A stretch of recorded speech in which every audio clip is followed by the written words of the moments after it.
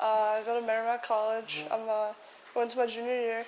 I study business administration with a concentration in marketing, and I have a psychology minor, and I'm from Walpole, and I had a heart transplant when I was 3. 17 years later, Alexia Clinton is thriving with her new heart. So much so that she sometimes even forgets she had a transplant. The same can't be said for her parents, Sandy and Greg, who recall the day Alexia first showed symptoms. Extreme stomach pains. Yeah, she threw up, right? Yeah. She came into the bedroom that morning. She threw up. Sandy took her to the pediatrician, Walpole Pediatrics. Right? And then so when they said, your heart seems like it's going a little bit fast, maybe you should go to Norwood Hospital. Right? So then we went to Norwood Hospital, and then Norwood Hospital, I think, did some x-rays, right? And they said, well, you look like your heart was a little bit enlarged, maybe you should go to Children's Hospital. They said it was a virus that attacked her heart. Her heart kept on getting weaker and weaker, so her organs were starting to fail a little bit, so they had to put her into a self-induced coma. And then there was this ventricle assist device that wasn't FDA approved yet. It was the Berlin heart.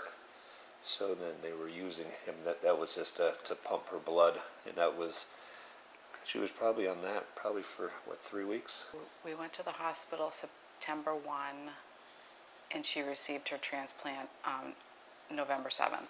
Alexia is one of the lucky ones, according to Alexandra Glazier, the CEO of New England Donor Services, the charitable nonprofit organization for organ procurement in New England. 103,000 patients are waiting nationwide for a transplant. That might not sound like a large figure, but consider these statistics. 46,000 transplants were performed in the United States in 2023, and every 8 minutes another person is added to the transplant waiting list.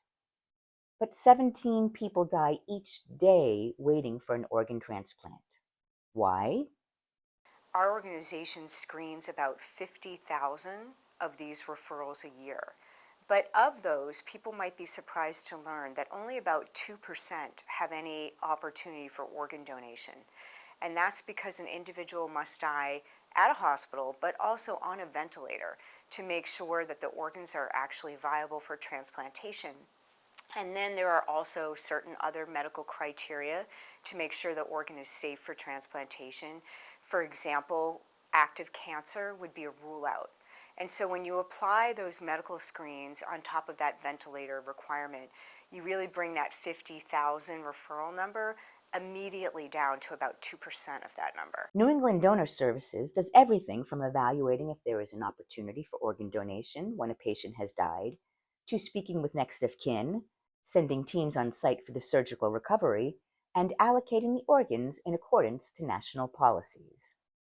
Then our teams are also responsible for making sure that the right organ gets to that right patient at the right time.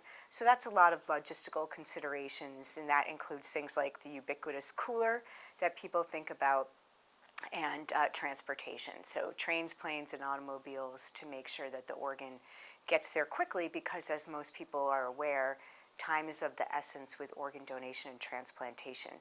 So we do all of this work 24/7 throughout the entire region, and we have to do it under very short time frames to make sure that we're maximizing that opportunity for the patients who are waiting. Alexia bounced back quickly, but the recovery was a long one. We couldn't leave the house for, was it 3 months? 3 months, and she was on 28 medications. So we had to color code and they were all compounded because she couldn't take pills. So we had to color code them because they didn't always stay down. And we had to make sure the right ones were getting in, the important ones. So I'm super grateful and thankful that I have got this opportunity to have a second chance at life. If given the opportunity to meet her donor family, what would Alexia do? Definitely give them a hug and thank them, tell them about myself, like how I've been, living my life 110%, like just I'd love to get to know them, like tell them about the loved one that I received their heart. If you'd like more information regarding organ and tissue donation, contact New England Donor Services at 1-800-446-6362.